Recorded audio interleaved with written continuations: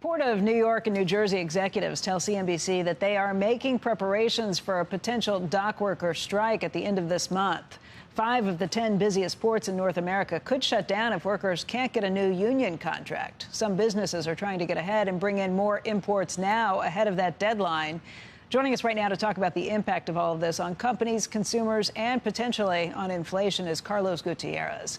He is former U.S. Secretary of Commerce, also a CNBC contributor. And Carlos, I think in some ways we're thinking we have beaten this inflation situation. But if you look at the potential for a strike here, this is hugely concerning, not only what it means for inflation, what it means for the ability to get goods in, what it means for a lot of things in our country. Why don't you lay out the situation?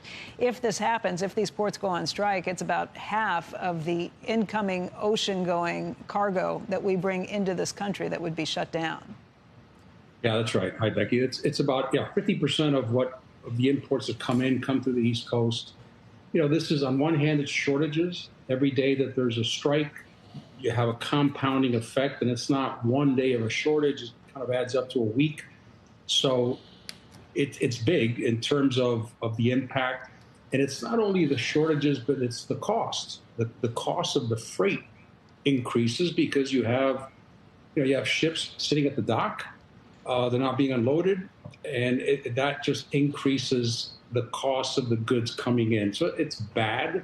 I don't think this is something that will make the Fed raise rates again, but it's going to have an impact, and it will impact families. It'll impact, again, it'll just remind people of the period of shortages and the period of inflation. It will have an impact. There's no question.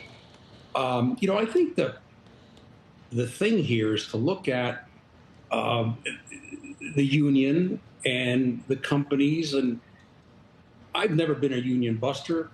I haven't dedicated my career to that, but there's a sense here, at least I feel like the longshoremen are overplaying their hand. 77% increase, which by the way is what they received in 2018. So they're going for the same amount. But the big issue long term is this notion that no new technology, if it takes out one job, it's hard to stand against progress, to stand against science, to stand against innovation. That's not a winning proposition. So the union here can have a kind of a tactical victory, but long term, it's a strategic defeat. And this is why companies are constantly looking for areas where they can build plants without unions. So and also it's hit them when they're down.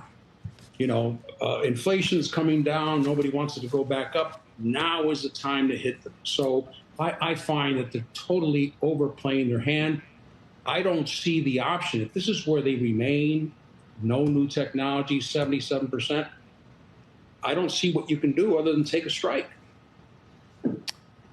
The idea that there are so many companies that are trying to bring in excess inventory now to make sure that they don't get caught with shortages, could that potentially be covering up economic weakness we wouldn't see otherwise, or is it too small of a number? Well, it does, impact a lot of companies. When you have stocking of retailers, you're just going to sell less the following month and the following quarter. So, you're bringing sales forward. And this would show up in the numbers slightly. It won't be big enough. But, inventory increases cover up potential softness in the economy, because increasing inventories doesn't mean that you're getting more demand. So there are ripple effects everywhere. Nobody likes loaded warehouses. That's terrible for the future. So this isn't good for anyone. And again, it just comes down to, at what point do unions or the longshoremen realize that a compromise here is good for them long term? And, they're just totally overplaying their hand. If they're overplaying their hand and they go to a strike and it shuts the economy down, maybe they're not overplaying their hand. They have a pretty strong hand. Well, okay. The overplaying their hand long term. Today, we don't have one single port in the top 15. So we're already known as having, not the best ports, inefficient. I think our top port is number 17 in Long Beach.